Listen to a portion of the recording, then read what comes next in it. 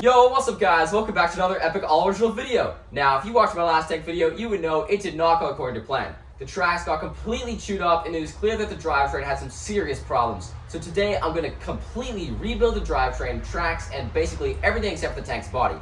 Then, I'm going to do a test to make sure everything works properly. Right, that's enough talking, let's get to it.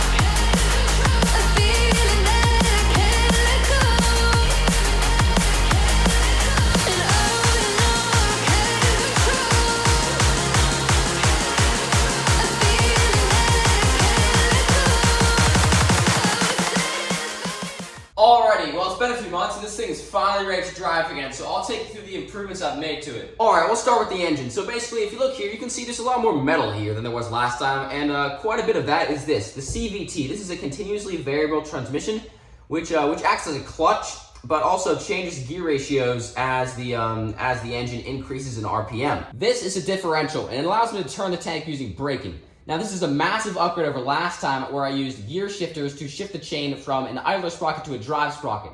That did not work properly because the chain wasn't actually meant to move side to side, so it would just fall off the sprockets or not engage them properly.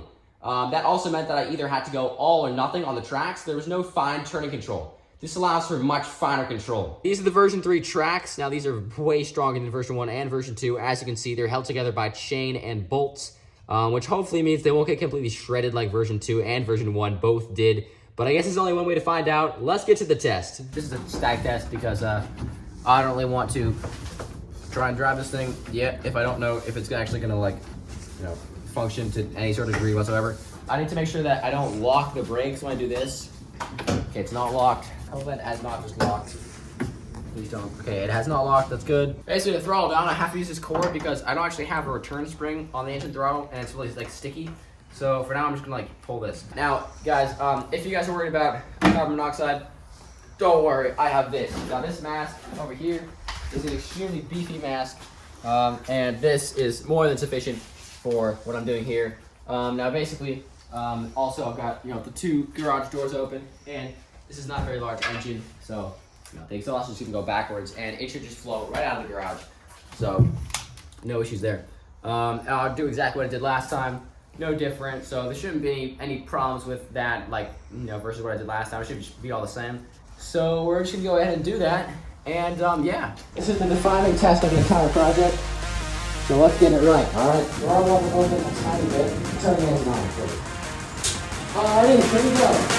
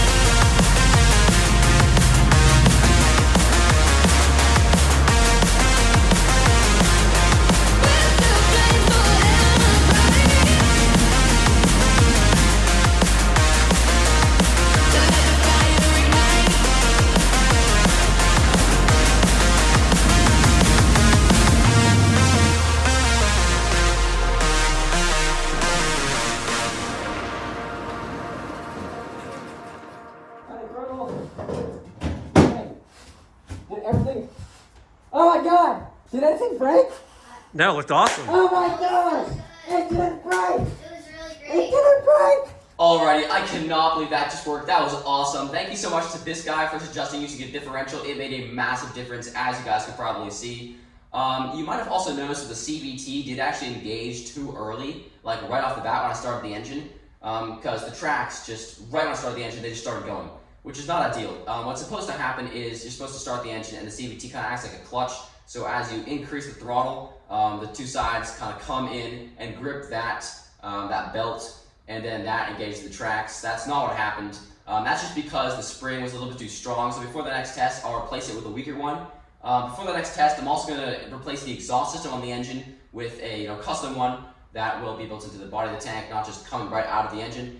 And they'll do some final touch-ups on the hull, just like adding some return springs to the engine throttle and to the control sticks. And then after that, I will do a actual driving test where it's on the ground and hopefully this thing actually moves. I think it's got plenty of torque. It seemed like it had quite a bit of power. But yeah, I guess we'll see. And then after that, I will start working on the turret and the gun. So yeah, get hyped for that because that's going to be awesome. So thank you guys so much for watching and I'll see you in the next one.